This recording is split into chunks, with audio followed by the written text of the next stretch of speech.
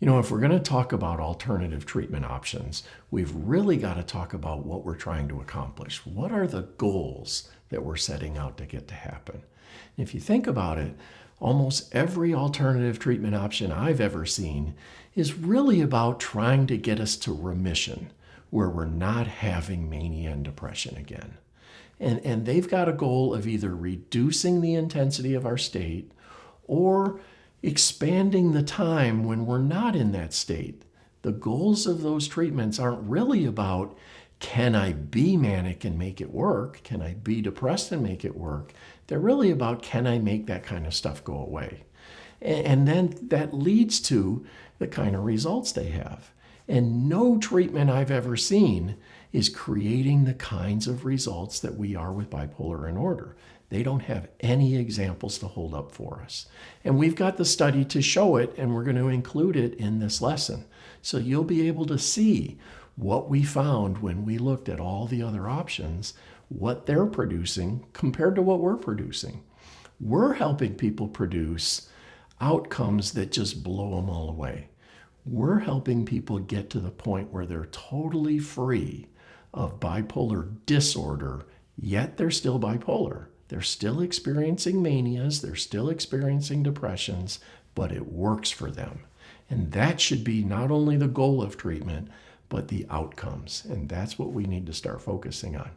If you think about how that is set up, the goal of treatment being lower the intensity, hoping maybe to get to remission, you have to look at it as these are just tools. And we're arguing about coming up with alternative tools to lower the intensity. But the way to get to bipolar in order isn't just tools.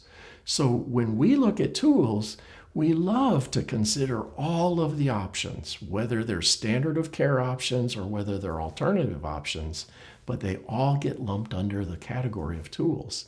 Bipolar in order is a system that includes 8 parts.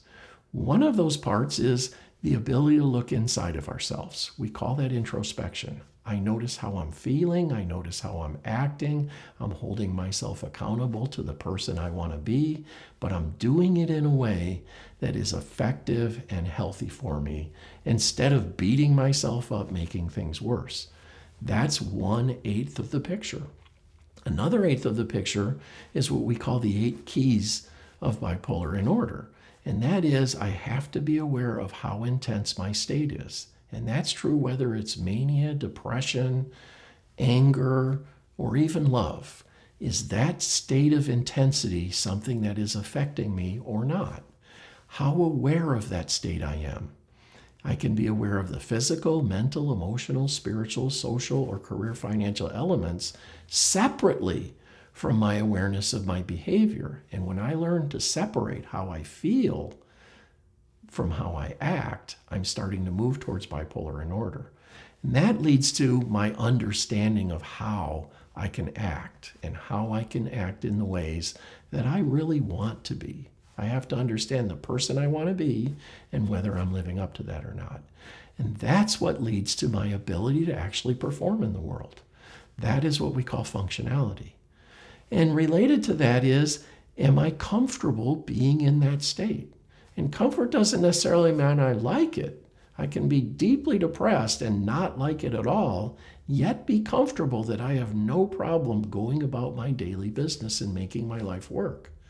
Comfort of others is another piece of that equation. Can I make it so that the people around me are no longer uncomfortable and scared and afraid I'm going to flip out when I get into these different states? Another piece of that equation is value. Can I see value in every waking moment of my life, even when I'm depressed? And last, and certainly not least, is the effect of time. No matter what it is, anger, I might be able to be very angry and still act well for a while, but eventually the time itself wears me down and I lose the ability to do that. Understanding how all of those pieces together is another 1/8 of the picture. The rest of the 8 pieces to bipolar in order are just other factors where we go deeper into that.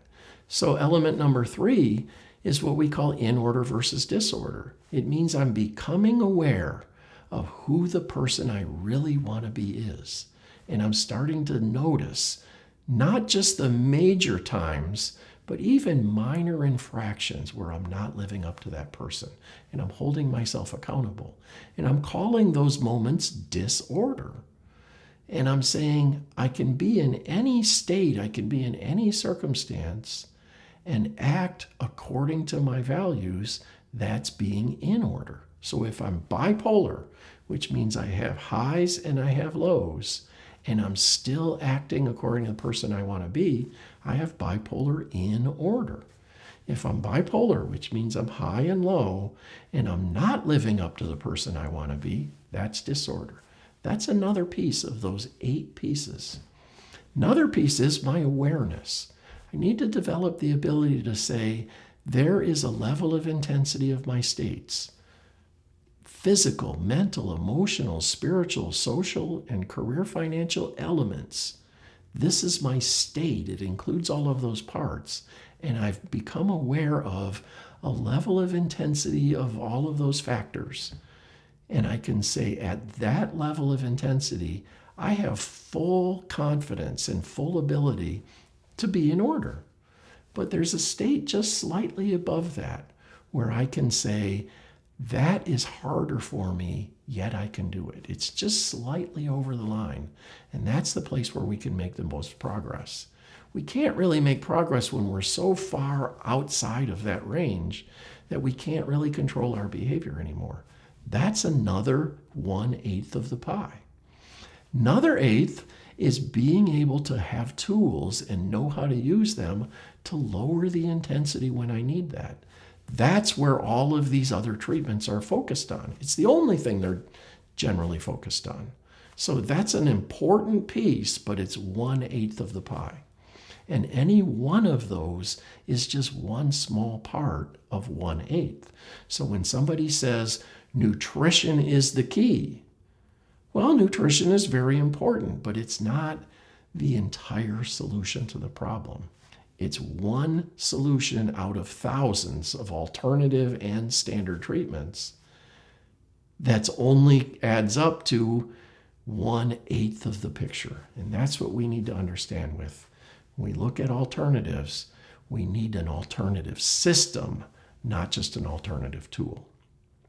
The next piece is understanding time in a way that no one's ever talked about before.